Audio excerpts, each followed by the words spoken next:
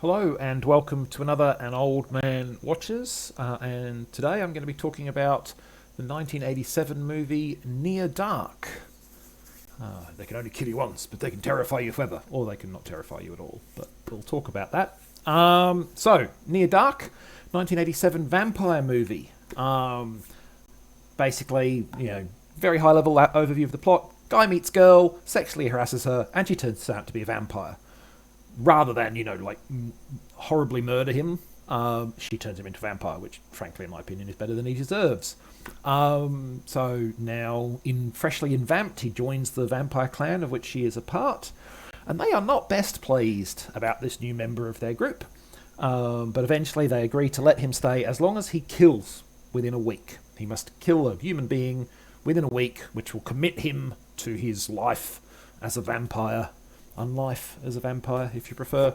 And if he doesn't do that, then they're going to destroy him. And he, basically spends most of the rest of the movie trying to dodge this demand. But eventually he's forced to either, commit murder or fight back. And we move into the film's final act, is basically what happened. Now, as you may have picked up from my tone so far, I didn't like this movie very much. There are a couple of key reasons for that, which I intend to discuss. But I wanted to first focus on a reason why I sat down with some hope for it. And it's not because the director subsequently went on to win an Oscar, because I've never seen the movie for which he won an Oscar. And the movies of hers that I have seen, I didn't much care for, like Point Break. Meh, it's pretty ordinary in my opinion. But there was a reason when I sat down to watch this movie that I was hopeful, and that reason was the cast. While aliens do not equal vampires, you'd be forgiving for thinking that they were the same, given how many faces from James Cameron's film of the previous year turn up in this. Lance Henriksen, Bill Paxton, Jeanette Goldstein, or if you prefer, Bishop, Hudson, and Vasquez, all have significant roles in this. So it's if you like Aliens, and I did, probably more than it deserved, perhaps. But yeah, in the theatrical release, I think it's a really good film. I'm not a fan of the extended edition. But yeah, so good cast, people I like. I was hopeful. Yeah, but it didn't pan out. Why did it not pan out? Well, number one, jerktagonist. So our main character is Caleb, and the first time we meet Caleb, he meets a distressed woman, and he refused to who just wants to go home, and he refuses to do so unless she gives him a kiss. This is harassment, dude. Don't do that.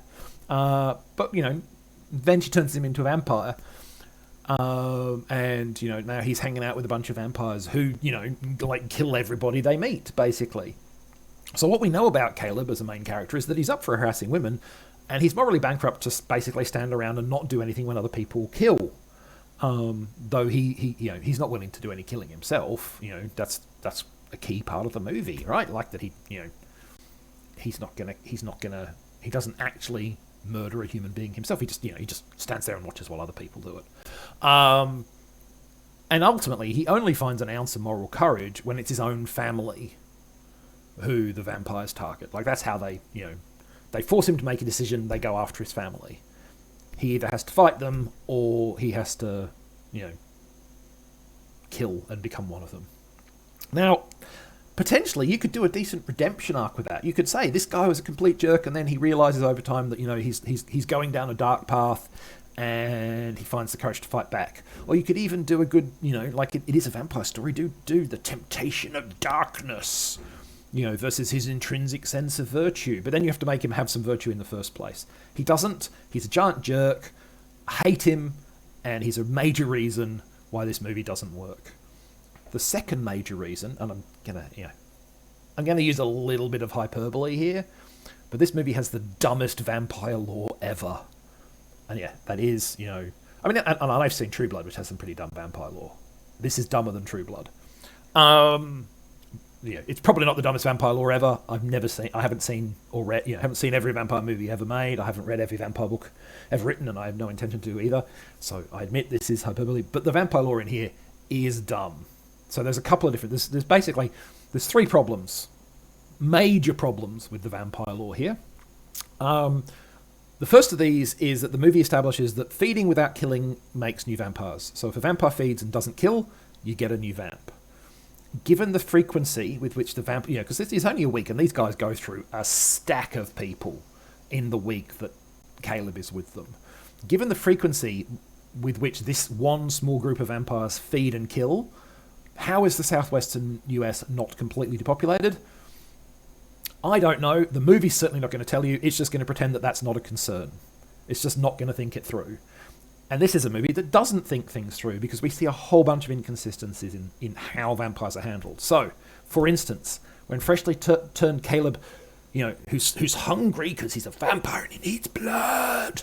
When Caleb tries to eat a candy bar to assuage his hunger, he vomits it all up because vampires can't eat, except that, we've already seen one of them eat an ice cream. Movie, did you read yourself? Did nobody making the film point out this? I know it's in the scheme of things not a big deal, but it's an easy mistake to fix. Just don't do it. And then there's the way that, so sometimes when they get shot, it seems to inconvenience them. They're knocked down, they're in pain. They get back up again because they're vampires and they can't be killed by just being shot. But sometimes getting shot seems to inconvenience them, and sometimes they're just like, oh yeah, you shot me, whatever, I don't care, I'm just going to keep coming. So, the movie is inconsistent in how it handles, vampires and how they operate. Finally, there's, the end of the movie, if the end of the movie had Caleb actually sacrifice himself, perhaps, maybe, in order to fight the vampires, or he had to destroy himself at the end because he was a vampire and now he was a monster, and but he had redeemed himself before he died. That would be fine. But no. A veterinarian gives him a blood transfusion in a barn, and he's all better and not a vampire anymore. What? Really? No. It's just dumb. It's insultingly dumb. I was sitting there watching it going, you cannot be serious. You cannot have this work. And it does. It's just, no. Don't ask me to take your movie seriously when you're pulling this kind of stuff. So that is why I sat there through Near Dark going, oh my god, what a waste of talent and money this movie is. The story is nonsense. The main character is a complete jerk. Really, really disappointed with this film. So that's a high note to end on, isn't it? Yes. So next time, I'm going to talk about some other dumb movies, though. Dumb movies that I went into expecting them to be dumb. So there's actually 4 movies that I'll be kind of talking about, because they're all kind of the same film. So there's Hercules Unchained, Hercules and the Captive Women, Hercules and the Tyrants of Babylon, and Hercules and the Moon Against the Moon Men. And I've shared a couple of DVD covers from 2 of those movies, the 2 movies that bookend the set. So they're all from the late 50s through mid 60s, when there was a big Hercules thing happening in Italian cinema, or Ercole, as they would have been, I guess, in Italian cinema. And yeah, there's a lot of similarity between these movies, a lot of common themes, and I'm not going to do a separate video for each one. I'm just going to talk about all 4 all together. So that's next time. In the meantime, thanks for watching this one. Hope you enjoyed it, and catch you next time.